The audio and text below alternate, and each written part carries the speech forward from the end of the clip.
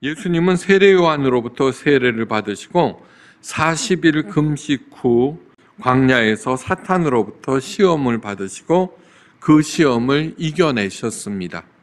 이제 예수님의 공생애가 시작된 것입니다. 그런데 예수님께서 가신 곳은 하나님의 도성, 하나님께서 자기가 거하기로 결정하신 예루살렘이 아니라 또 당시 최대 강대국 로마로 가신 것이 아닙니다. 마태복음 4장 12절에 예수께서 요한이 잡혔음을 들으시고 갈릴리로 물러가셨더라 라고 기록되어 있습니다. 자신의 안전을 도모하기 위해서 갈릴리로 가신 것처럼 들리지만 누가복음에서는 이렇게 말하고 있습니다. 예수께서 성령의 권능으로 갈릴리로 돌아가시니. 예수님은 성령에 이끌려서 갈릴리로 가셨습니다. 성령에 이끌려서 광야로 가신 것처럼 갈릴리로 가셨습니다. 자, 예수님께서 가셨다라고 하면은 그 가신 곳 갈릴리가 어떤 곳인지 알아봐야 합니다. 당시 갈릴리는 가장 살기 어려운 곳입니다.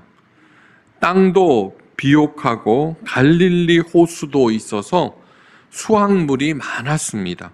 그러나 대부분이 지주의 몫으로 돌아갔고 그나마 남은 것도 로마와 유대 당국의 혹독한 세금으로 빼앗겨 버렸습니다.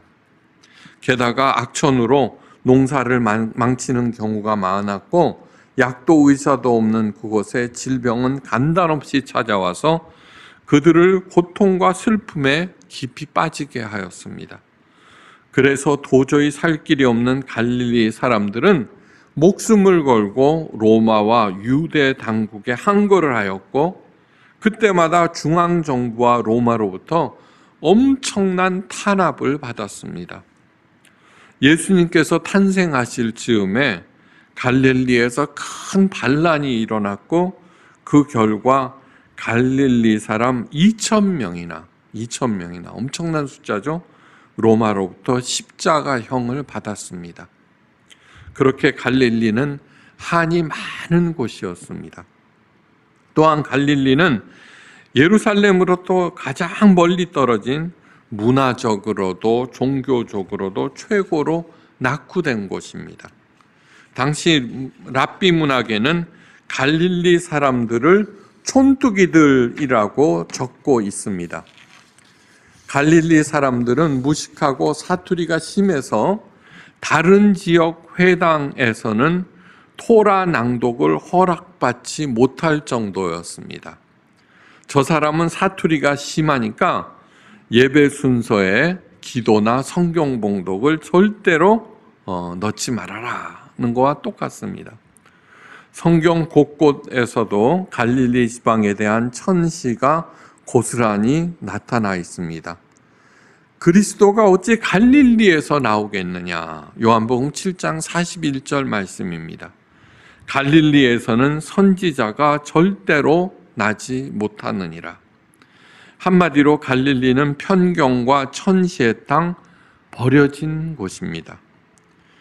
예수님께서는 바로 그곳으로 내려가신 것입니다. 그런데 갈릴리 지방에서의 예수님의 명성은 높았습니다. 예수님께서 성령의 권능으로 갈릴리에 돌아가시니 그 소문이 사방에 퍼졌고 친히 그 여러 회당에서 가르치심에 뭇사람에게 칭송을 받으시더라고 누가복음에 기록해 놓았습니다. 그렇게 갈릴리 나사렛에서 사시던 예수님은 공생애를 시작하신 후 주로 교통의 요지인 가버나움에서 활동하셨습니다. 이미 설명드린 대로 마태는 바로 그 교통의 요지 가버나움에서 통행세를 받고 있던 세리라고 하였습니다. 마태는 예수님께서 그렇게 하신 것은 가버나움에서 활동하신 것은 구약 이사야서 9장 1절에서 2절 말씀을 이루기 위해서라고 말하고 있습니다. 이는 선지자 이사야를 통하여 하신 말씀을 이루려 하심이라. 일러스되 스불론 땅과 납달리 땅과 요단강 저편 해변길과 이방의 갈릴리여, 흑암에 앉은 백성이 큰 빛을 보았고 사망의 땅과 그늘에 앉은 자들에게 빛이 비추었도다 하였느니라. 고통과 가난과 소외와 아픔의 땅에 밝고 따뜻한 빛, 환한 빛이 비쳤다는 것입니다. 그런데 정작 예수님께서 고향인 나사렛에서는 배척을 당하셨습니다. 예수님께서 회당에서 하나님의 말씀을 낭독하고 그 말씀을 해석해 주셨습니다. 그런데 그 말씀을 듣고 사람들이 이렇게 말합니다. 이 사람은 요셉의 아들이 아니냐. 요셉은 예수님의 육신의 아버지로서 목수였고 예수님 역시 목수였습니다. 그 동네 사람들은 요셉도 예수님도 모두 다 잘 알고 있었습니다. 이렇게 말한 것은 목수의 아들이 하는 말에 도대체 무슨 대단한 것이 있겠느냐라는 비아냥입니다. 이에 대해서 예수님은 이렇게 말씀하십니다. 선지자가 고향에서 환영을 받는 자가 없느니라. 이 말씀에 이어서 오랜 가뭄에서 구원받은 사렙다의 한 과부와 문둥병에서 나음을 받은 나아만을 거론하시면서 하나님의 말씀을 거부한 사람들은 소돔과 고모라 사람들과 같다고 하시자 나사렛 고향 사람들은 화가 났고 예수님을 절벽에서 밀어 죽이려고까지 하였습니다. 예수님은 환영과 대접을 받지 못할 줄 뻔히 알면서도 갈릴리의 나사렛으로 그렇게 내려가셨습니다. 그렇게 예수님은 자꾸 낮아지셨고 자꾸 험한 곳으로 내려가셨습니다.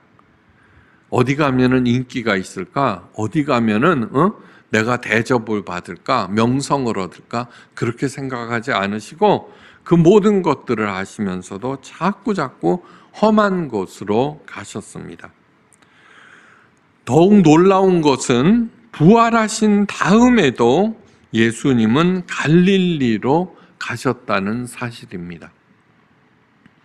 예수님께서 돌아가신 후 몇몇 여인들이 예수님의 무덤을 찾았습니다. 거기서 천사로부터 놀라운 말을 듣습니다. 또 빨리 가서 그의 제자들에게 이르되 그가 죽은 자 가운데서 살아나셨고 너희보다 먼저 갈릴리로 가시나니 거기서 너희가 배우리라 하라. 부활하신 예수님은 또 갈릴리로 가셨다는 것입니다. 여기에서 너희보다 먼저라고 하셨습니다. 그 얘기는 뭐냐 그러면 예수님께 속한 사람이라면은 갈릴리로 오라는 그런 뜻입니다. 그죠? 예수님은 언제나 기꺼이 자신을 나사렛 예수라고 불리심을 기뻐하셨습니다. 예루살렘은 하나님께서 거하시는 하나님의 성전이 있는 거룩한 도성, 이 땅에서 가장 거룩한 장소입니다. 그럼에도 하나님의 아들이신 예수님은 예루살렘 예수라고 하지 않으시고 언제나 나사렛 예수라고 하셨습니다. 예. 갈릴리 지방에서는 명성이 높아져서 나름 환영을 받았지만 고향 나사렛에서는 배척을 받았거든요. 그러니까 바로 나사렛, 아무도 자기를 알아주지 않는 그곳의 명칭을 따서 자신을 지칭하는 것입니다. 나사렛 예수. 갈릴리 지방으로 내려가신 예수님께서 하신 첫 말씀은 회개하라 천국이 가까웠느니라입니다. 회개에 해당되는 헬라어 메타노이아는 돌아서다는 뜻입니다. 지금까지 살아오던 방식을 청산하고 돌아서라는 얘기입니다. 이 얘기는 무슨 뜻이냐면은 예루살렘을 향하던 발길을 되돌려서 이제는 갈릴리, 나사렛으로 향하는 그런 삶을 살라는 것입니다. 굉장히 중요한 포인트입니다. 네. 그동안 갈릴리 사람들은 억압과 착취를 받아오던 갈릴리 사람들의 삶의 방식은 그 사람들의 삶의 방식은 자신들이 택한 것이 아닙니다. 강요에 의해서 형성된 것입니다. 억압과 착취 아래서 그나마 입에 풀칠이라도 해야 하기에 어쩔 수 없이 택한 삶의 방식, 몰릴 대로 몰려 돌아갈 곳이 없어서 사는 방식입니다. 네. 오늘 이 시간 반드시 알아야 할 것이 있습니다. 주님께서 가셨다는 갈릴리 나사렛은 과연 어디인가 하는 것입니다. 네. 그곳을 알아야지 우리도 가서 그분을 만날 수 있는 것입니다. 네. 한한선 선생님이 예수 없는 예수교회라는 책을 썼습니다. 왜 이런 책을 썼느냐 하면은 오늘날 기독교인 대부분은 번영을 지향하고 있습니다. 번영. 네, 번영. 어떻게 해서든지 남들보다 잘 먹고 잘 살겠다는 것입니다. 네. 교회와 성도들은 하나같이 절대로 낮은 데로 가려고 하지 않습니다. 그런 세태를 고발한 책이 바로 예수 없는 예수교회입니다. 언제나 낮고 험한 곳, 도움이 필요한 곳으로 예수님께서는 내려가셨는데 정작 교회는요, 그런데 관심이 없습니다. 가려고 하지 않습니다. 그러니까 예수님이 이미 사라지고 안 계신 거죠. 그래서 사렙다 과부와 나아만 장군만이 구원을 받았다는 말이 사실일 수도 있습니다. 예.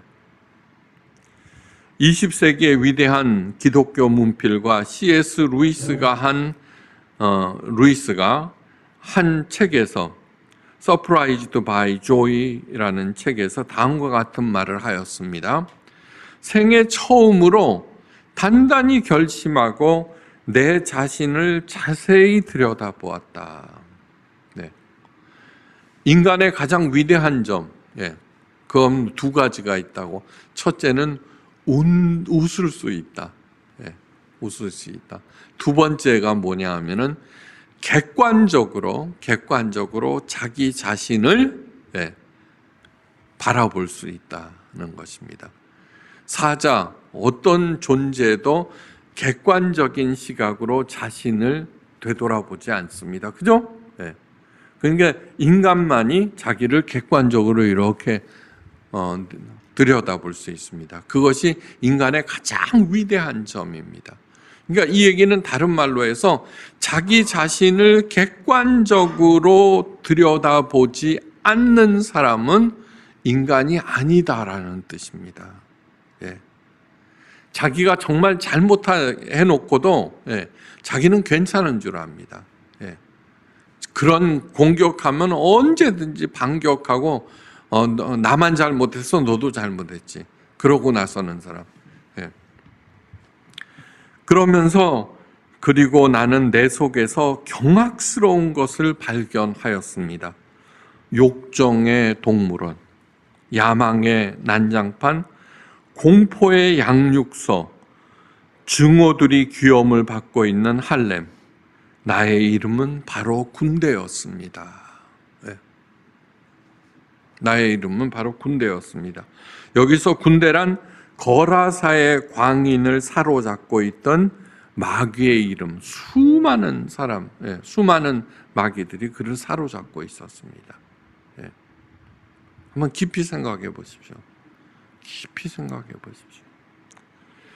예수님께서 나사렛으로 가신 이유를 이사야서 말씀을 통해서 다음과 같이 밝히고 있습니다. 주의 성령이 내게 임하셨으니 이는 가난한 자에게 복음을 전하게 하시려고 내게 기름을 부으시고 나를 보내사 포로된 자에게 자유를, 눈먼 자에게 다시 보게 함을 전파하며 눌린 자를 자유케 하고 주의 은혜의 해를 전파하게 하려 하심이라. 누가복음 4장 18절 말씀입니다. 모든 사람들, 거의 예외가 없습니다. 여기는 모든 사람들이 스스로를 괜찮은 사람이라고 생각합니다. 예. 안 그런 사람 보지 못했습니다. 괜찮은 사람. 예. 무슨 심각한 범죄를 저지르는 적도 없고 잘못을 했다고 하여도 그저 남들이 하는 정도이기 때문 이만하면 마음 씀씀이도 괜찮고 어떤 경우에는 다른 사람들로부터 칭찬과 존경도 받기 때문입니다. 예. 과연 그럴 만한 자격이 있을까요? 예. 근데 정말 심각하고 냉정하게 객관적으로 자기 자신을 들여다보십시오, 한번. 미움과 증오가 있고 편견이 있고 거짓이 있고 권모술수가 있고 경박함이 있고 속임수와 눈가림이 있습니다. 시기와 질투가 있고 탐욕과 욕정으로 가득하고 무자비함까지 있습니다. 억울함과 두려움과 원한이 있고 오만과 편견까지 또 가득합니다. 그 어느 것 하나 이 나이가 되도록 제대로 해결된 것이 하나도 없습니다. 하나도 없습니다. 네. 오히려 나이가 들수록 이성과 인내는 점점 사라지고 나쁜 아집들로만 가득하게 된 스스로를 발견합니다. C.S. 루이스 말대로 다름 아닌 내 자신이 바로 군대입니다. 오늘의 갈릴리와 나사렛은 누구일까? 바로 내 자신입니다. 내 자신.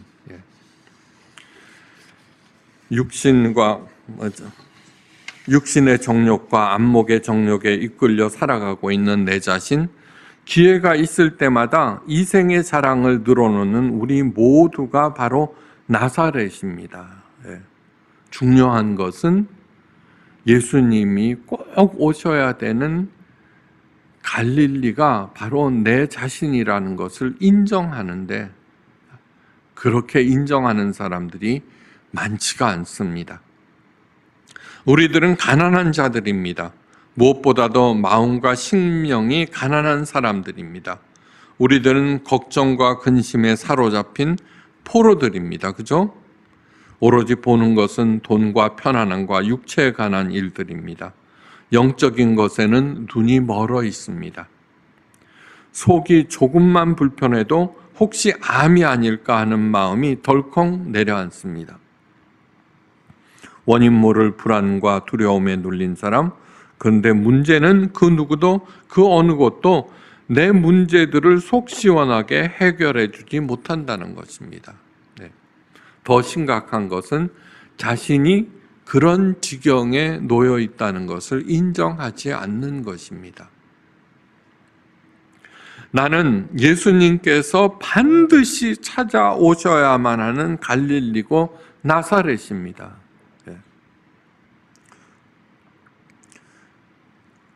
그 누구도 해결해 주지 못한 문제를 안고 뒹구는 버려진 존재. 그래서 예수님께서 오셔서 하신 말씀을 통해서 빛을 받고 그 빛을 통하여서 내가 반드시 변화되어야 한다고 이를 악물어야 하는 그러한 존재들입니다.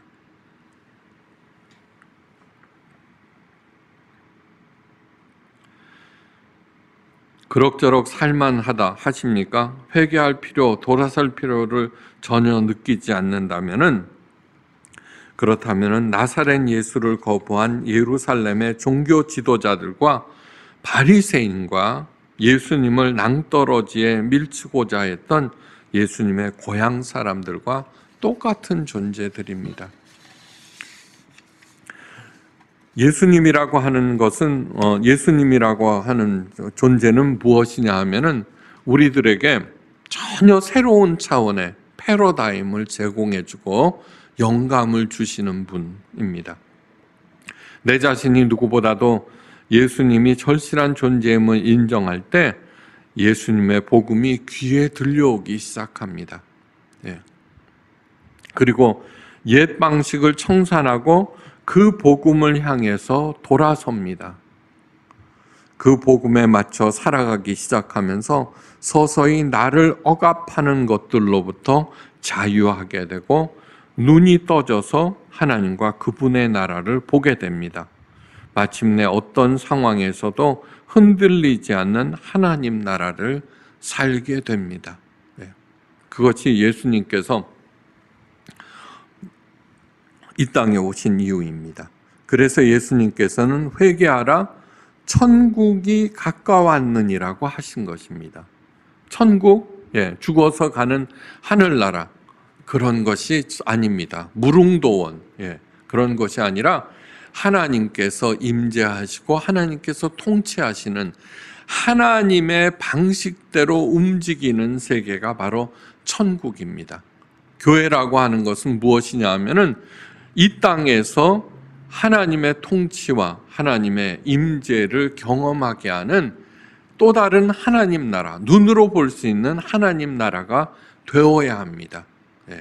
과연 우리들은 그렇게 하고 있는가? 둘째로 중요한 것이 있습니다.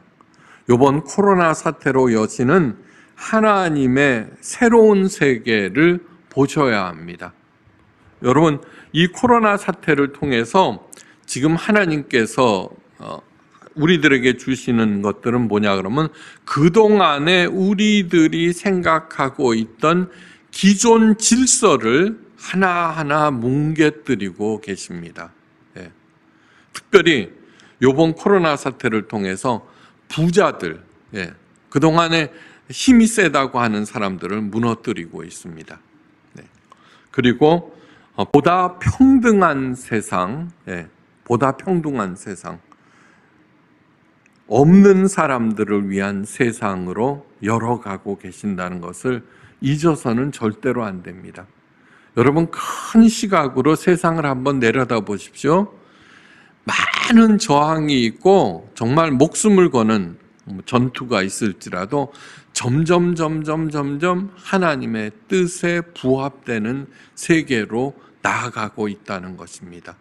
이번 코로나 사태가 그것을 훨씬 더 앞당기고 있습니다. 예수님께서 너희보다 먼저 갈릴리로 가리다고 말씀하셨습니다. 그러니까 우리들도 포스트 코로나가 끝난 다음에 열어주시는 하나님의 새로운 세계에서 선봉에 달리기 위해서는 예수님께서 가지고 계신 그 시각으로 이 세상을 대처해야 한다는 것입니다. 사업을 하든 무슨 일을 하든지 간에 갈릴리 사람들을 위해서 사는 삶, 그것은 하나님께 영감을 구하고 그러한 전혀 새로운 패러다임에서 생각해 보셔야 합니다. 무조건 퍼주고 도와주라는 뜻이 절대로 아닙니다. 쉬운 말로 얘기하면은 그 전까지는 1%의 부자를 위한 세상이었다면은 이제부터는 가난한 99%를 위한 세상으로 바뀐다는 뜻입니다.